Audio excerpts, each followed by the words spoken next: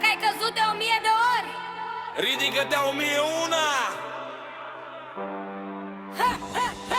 Am mers prin foc, prin ploi și prin furtuni, prin nopți în care n-aveam nici răspunsuri, nici minuni. Mi-au spus că nu pot, că n-o să ajung nicăieri, dar azi sunt aici și nu mai cer aprobări. Am luat fiecare lovitură ca pe o lecție, fiecare eșec mi-a dat altă direcție. N-am așteptat norocul să-mi bată la ușă, am construit drumul cu mâna mea, căzut și totuși sus. Tic-tac, timpul nu stă, viața nu întreabă dacă poți sau dacă vrei cumva.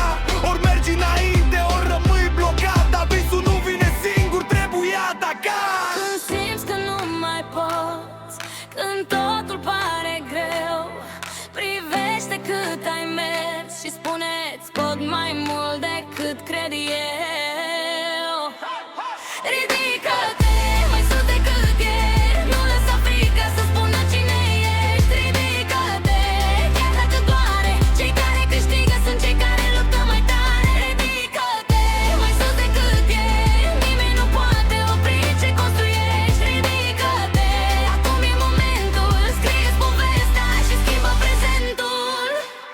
Nu-mi spune că-i greu, că știu deja.